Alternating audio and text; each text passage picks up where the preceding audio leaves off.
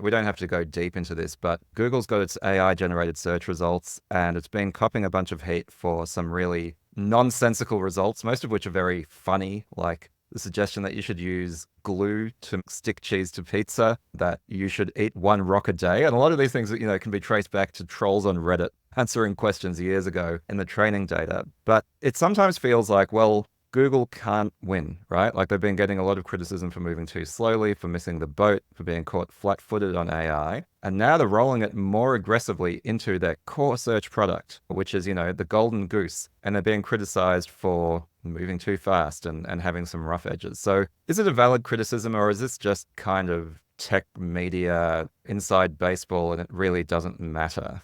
Google is definitely held to a higher standard than a startup would be, right? Like, that's just how it is. But I also think it is riskier to infuse a product that everyone knows has hallucinations or makes a lot of mistakes into your core money-making machine that everyone uses, not early adopters just use. Your early adopters are early adopters, and they are happy to use other sort of things because by nature, they're sort of seeking new stuff. So to the extent they put these AI summaries in their core product that my mom uses, who's not an early adopter, and they've got these weird things happening, they're going to get mainstream criticism for that. Whereas when it happens on OpenAI or it happens separately on Anthropic or anyone else, like the people who are using that are sort of, the sample selection bias is different, So just as a quick aside, the issue seems to be it's not really hallucinating. It's actually just taking really terrible results from the web and putting them in its answers, right? And so it's nearly like if old Google with the 10 blue links just put a really bad result as the number one result.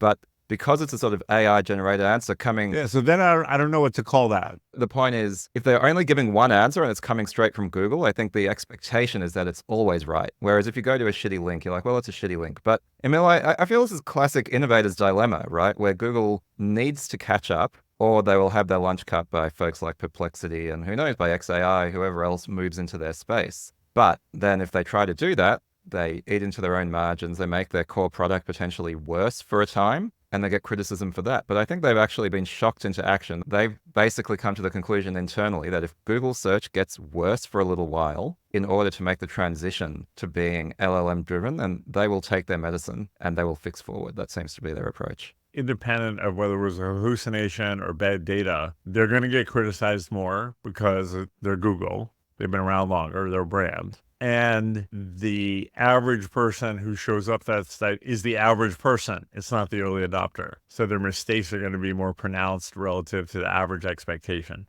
Whether they do that and eat their own lunch inside their, I do generally believe you're right, that this is all a threat to their core business. Where to place these innovations and how to test, how to self-disrupt, I don't know. That's like a question I haven't thought through fully. Is this the best way to do it?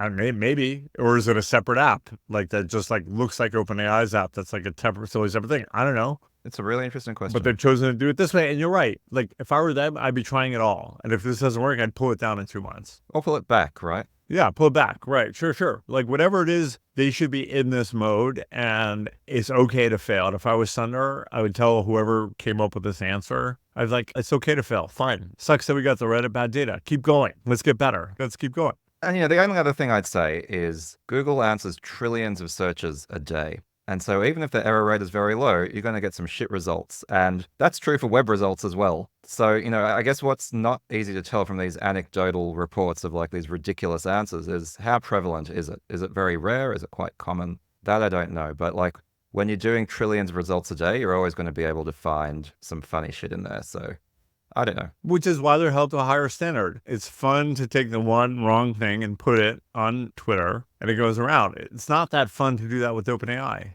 Just isn't. We're saying the same thing. Like they're willing to suck this up. Their public response to this is like, yep, we're aware of these things. We're working on fixing it. So they're not taking a step back right now. They're just like, this is how it goes. So it's going to be interesting to see, but definitely the world's changing.